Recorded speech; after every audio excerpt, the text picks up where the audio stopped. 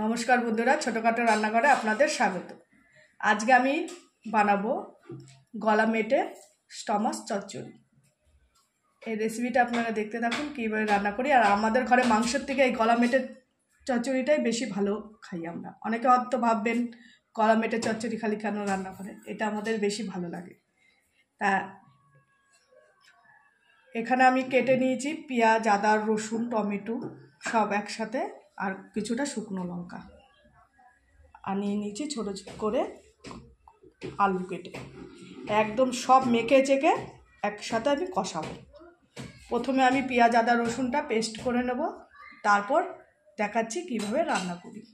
তাহলে আমার সাথে থাকুন, চলুন রান্নাটা শুরু করি। গলা মেটে চচ্চড়ির সাথে আরেকটা মেনু দেখাবো, সেটা হচ্ছে কলমি শাক ভাজা।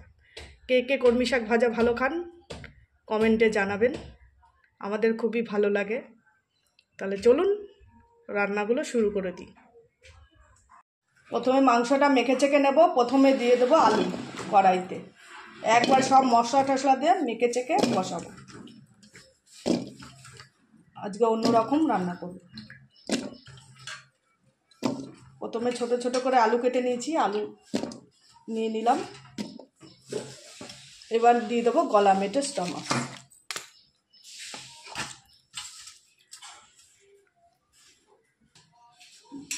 এবার দিয়ে দেবো আদা, পেঁয়াজ, রসুন, শুকনো লঙ্কা আর টমেটোর পেস্ট।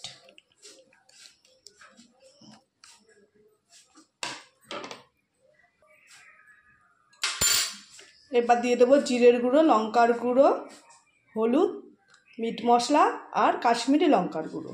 যেহেতু আমি শুকনো লঙ্কা পেস্ট দিয়ে দিয়েছি, এর জন্য আর কোনো গুঁড়ো লঙ্কা ব্যবহার করলাম না। দিয়ে দেবো পরিমাণ মতো লবণ।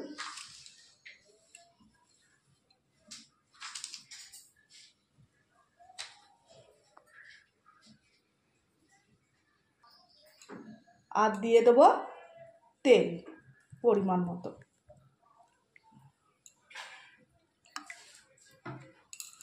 এবার সমস্ত উপকরণ দিয়ে ভালো করে আমি সমস্ত মশলা দিয়ে মাংসগুলো মেখে নেব।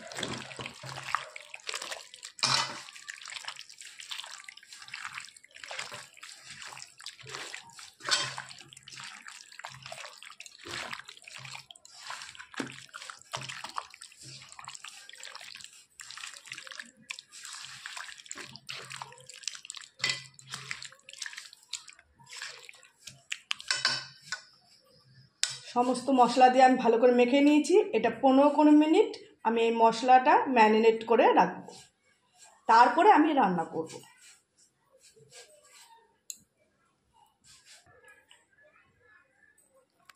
এবার একটা ঢাকনি দিয়ে ঢেকে রাখবো 15-20 মিনিট, তারপরে আমি রান্না করব।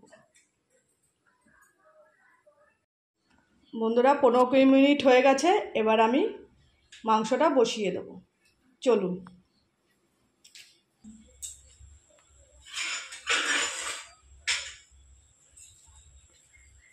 বন্ধুরা মাংস আমি বসিয়ে দিয়েছি, এবার ভালো করে কষিয়ে নেব।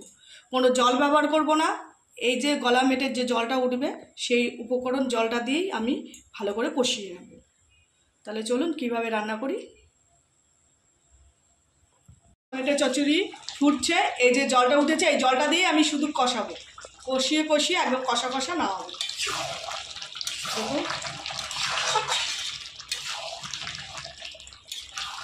এই জলটা দিয়ে আস্তে করে আমি আগুন কমিয়ে কমিয়ে ভালো করে কষিয়ে নেব। আর একটা ঢাকনিতে ঢেকে দেবো, ঢেকে ঢেকে কষাবো যাতে আলুটাও সিদ্ধ হয়ে যায় আর মাংসটা সেদ্ধ হয়ে যায়। আর ওইদিকে আরেকটা কড়াই বসিয়ে দিয়েছি শাক ভাজার জন্য, শাকটা করে নেব। তখন এদিকে শাকের জন্য দিয়ে দেবো প্রথমে আমি তেল। এই শাকটা রান্না করার জন্য ফোড়নে দিয়ে দেবো আমি রসুন থেতো করে রেখেছি আর শুকনো লঙ্কা 2-3টে চিড়ে রেখেছি। রসুন সম্বাদ দিয়ে আর শুকনো লঙ্কা সম্বাদ দিয়ে আমি শাকটা রান্না করব।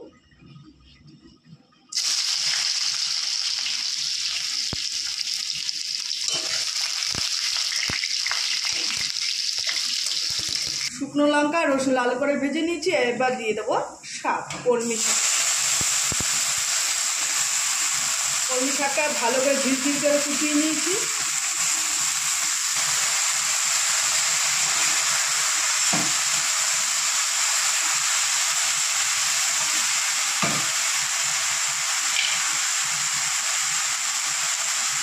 শাকে দিয়ে দেবো পরিমাণ মতো লবণ,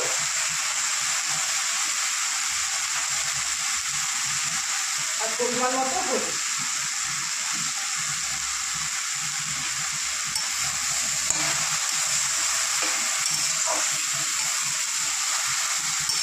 খুবই একটা সিম্পল রান্না, আর শাক রাঁধতে বেশি টাইম লাগে না।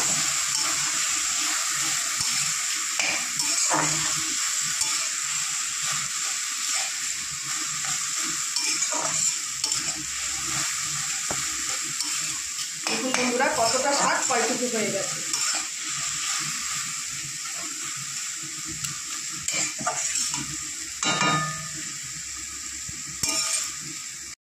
নামানোর আগে একটু স্বাদের জন্য চিনি ব্যবহার করব।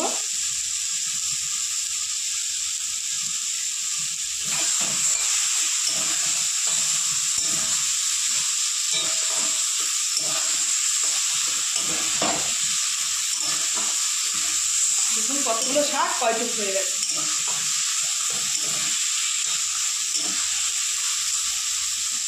এবার আমি নামিয়ে নেব।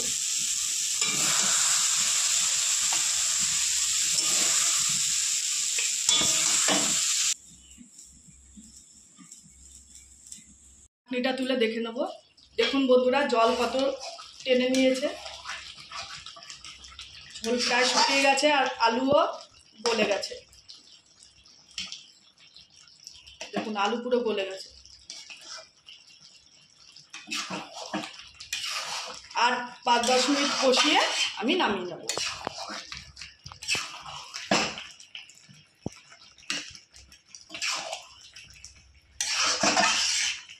নুন হলুদ নুন মিষ্টি আমি দেখে নিয়েছি।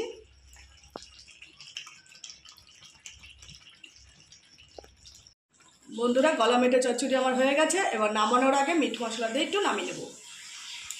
বেশি দেবো না, অল্প দেবো, কারণ এর আগে আমি যখন মেখেছিলাম তখন অল্প একটু দিয়েছিলাম।